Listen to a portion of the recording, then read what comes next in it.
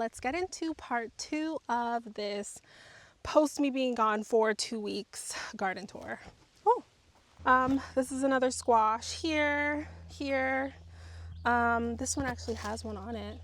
These ones don't get very big. They're like zucchinis. I don't know if you can see it. Hold on. So they don't get much bigger than this. They're like a zucchini, but they're just smaller. The exact name, I could not tell you because at some point I got tired and I just started popping stuff in the ground. So melons and cantaloupes, some string beans over there, another cherry tomato. This was a volunteer from last year. So I did not plant cherry tomatoes. This just came up all by itself. Probably gonna have to break this video into 2 parts because I'm sure that you don't wanna watch 30 minutes of me being out here in the garden giving you a tour of everything.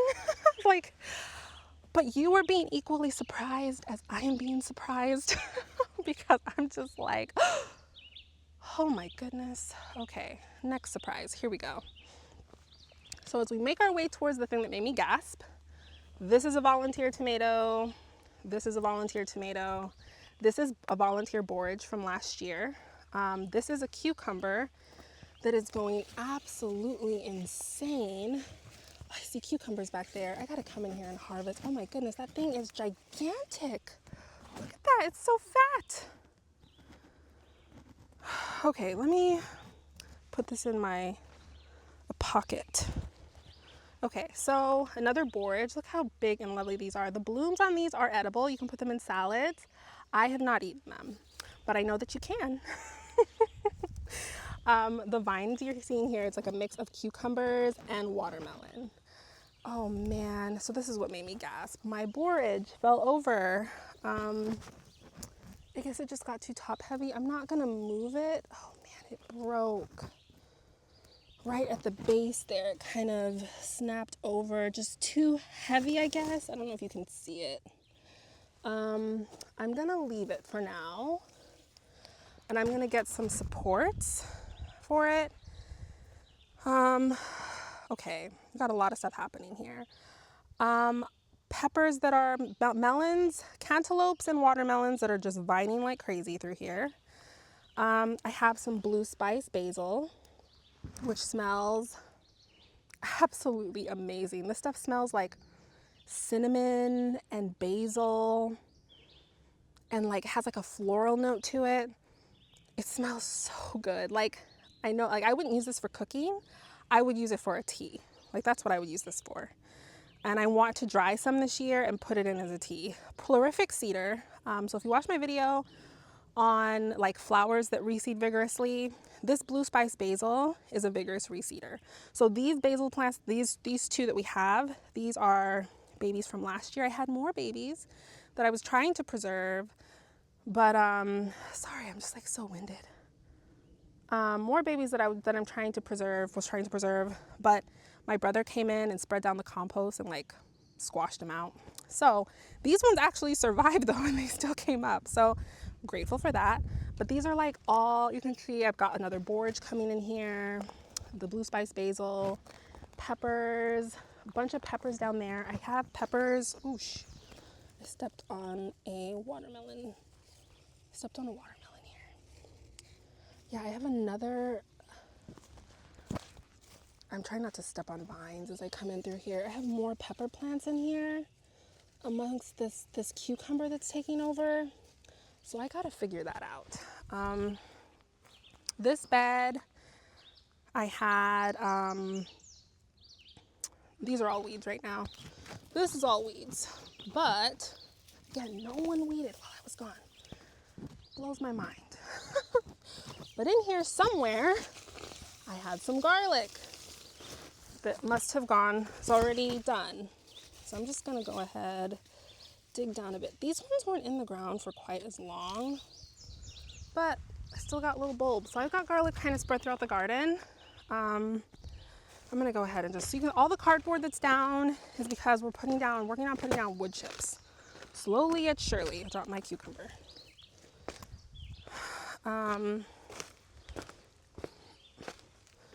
So much work to do, guys.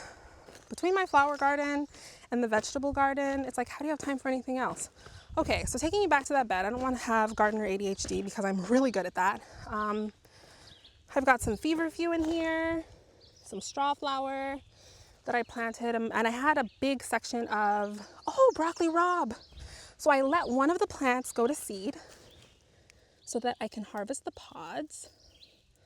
Oh, let's harvest the pod without it. And now, look at that.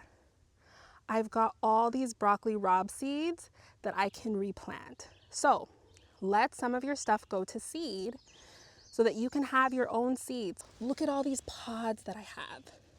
This is just pods, more pods, more pods.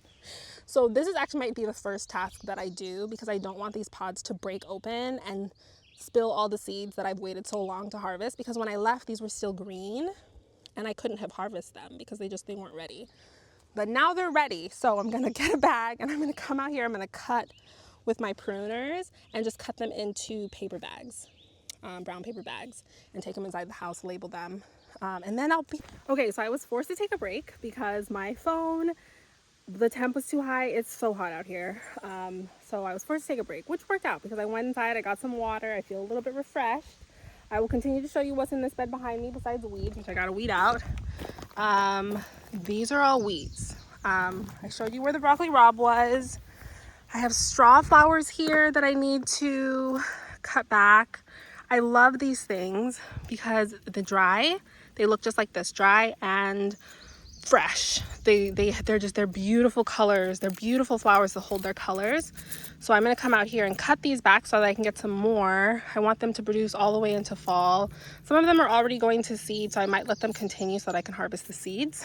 I have some cabbages down here. I've got like one little cabbage head in there. This one's actually a pretty okay size. And then of course my broccoli rabe that I let go to seed. But the next bed over here, so this bed, I had a row of lettuce that is all going to seed at this point that I need to pull out. Radishes that I let go to seed because the radish flowers, for whatever reason, pollinators love them, but certain pest insects do not. So it can work as a really great deterrent in your garden. You can see I've got some cosmos popping up over there. My onions in this bed are doing phenomenal. Look at those bulbs. Look at those. So exciting. I had this fencing around my bed because the cats kept trying to use the garden beds as litter boxes, which was really annoying. But I also need to weed in here because this is a weed, this is a weed, this is a radish that's gone to seed. That thing is ginormous. I wasn't here, so no one harvested anything. Can you see it? I'm trying to clear all the stuff so you can see it. That thing is gigantic. It's a watermelon radish. Name is fitting. So yeah, I just kind of like to come in here and I've got this cosmo has a bunch of ants on it. I'm gonna actually just rip that whole part off. And it'll put up more shoots. But you wanna just deadhead these? Oh, what am I doing? I've got my scissors with me. So just come around and cut, and they will produce more blooms for you. But if you continue to let them go to seed, then the whole plant will stop producing blooms and it'll just all go to seed. So you want to keep coming out here and cutting back blooms, which I'm not even going to worry about where they fall. I'm just going to let them fall. So that's like something you want to make sure you're doing religiously with your cosmos so that they continue to bloom for you. So yeah, I had some beets in here. Oh look, some golden beets. I didn't thin them out, so they didn't get as big as they could have. Something smells really good in there. That's not it. Something smells really good. I don't know what it is, but something smells. Oh, it's a blue spice basil in here too. Remember I told you these things smell amazing. These are the flowers on the blue spice. They're like spike flowers. Oh, they smell so good, like almost like a fruity sweetness. I know we've already described it a little bit, but it's so good. This is my giant Swiss chard. Giant Swiss chard. I need to cut some of these and eat them for dinner. Some rhubarb Swiss chard. Look at those beautiful green stalks. Ah, I need to do a harvest of all these things. And then these were radishes that went to flower. So another bed here. Oh, and the zinnia. Look at the zinnia. It's like a peach, a light, not a peach, but like a light blush color. And it has so many blooms on it. So with your zinnias, as you cut them back, they will produce more bloom. So the more you cut, the bigger they get and the more they produce. So cut your zinnia flowers. Wow. Okay, so this is a hot mess. Wow, look at these cauliflower heads. This thing is gigantic. Look at those. Those need to come out. My dill is just a monster. Look at that. Look how tall that is compared to me. Isn't that crazy? They were not this tall last year. These ones were all volunteers from last year. So I let them all go to seed in this exact same corner, and I'm going to do it again. And then they all came back this year. I'm going to harvest some of the seeds this year, which I didn't do last year, and then just let the rest fall where they want to fall. Got a melon here that's creeping along. I'm going to put it out into the walkway so that it doesn't squash my... I got more peppers in here. A Cosmo. I have some lambadas here, which I love. Broccoli that's all gone to seed, that started to make seed pods. So I'm going to pull out some of these, but I'm going to leave at least one in and let it continue to go to seed all the way. And then I will collect the seeds the same as I did with the broccoli rabe. And I did the same with some arugula on my deck. So this bed over here was a bunch of things. This was my polyculture experimental bed. So I have a bunch of radishes that went to seed. This is all flowers from, well, some of it's flowers from the broccoli rabe, some of it's flowers from the arugula. I had a bunch of arugula down here, so that's all gone to seed. Some borage, had another like purple radish down here that went to seed. More borage. The borage got so big. I'm gonna harvest these for some bouquets. Beautiful cosmos. I'm gonna put my beets down. I'm gonna come in here and I'm gonna cut this. Look at how tall those things got. Look at that. They're so tall. Cosmos can get really tall. These tomatoes. These are sun golds. They are, it's like biting into a tomato with sugar in it. It's so good. So good. Okay. So there's a lot of things in this bed that need to be ripped out. I need to take off all my calendula heads and dry them. And then probably rip them out. Everything's gone to seed in this bed basically. And I didn't get any kohlrabi because I think I started them too late. I'm going to start some more in August to go into the fall because they are cold hardy. And again, I'm in zone 7B. Okay, so here's some more calendula. I deadheaded, not deadheaded, but I took a bunch of these blooms before I left. Oh my goodness. Look at this. Look at this is the tomato. My tomato's all the way over here. I gotta move it over there. Okay, I'm gonna just leave that because I'm not in here to... I have a pepper down here somewhere. This dill is falling over. My squash is dead. Look at that. I don't... Guys, I'm gonna have to fight for the lives of these squashes this year. More sun gold. It's totally outgrown the post though, so like I don't even know. That's why I tried to do that method this year because I figured I'd have more height. But like these have like completely outgrown the post that I had them on. These are my echinaceas. These are also, this is Echinacea purpurea. Very tall. I have some of these in my yard. I love these. They're so pretty. I'm actually gonna come in here and cut some for some bouquets and give some to my neighbors. I have a bunch of green Ami mist here. It's a type of lace flower. So it's like up there with false Queen Anne's lace, Dara, great lace flower for a bouquet. So I'm gonna come in here and cut some again to give to neighbors, make some bouquets. I have some of these hyssop back here. I actually don't know what this flower is. I bought it at a nursery. More triloba. This stuff is gigantic.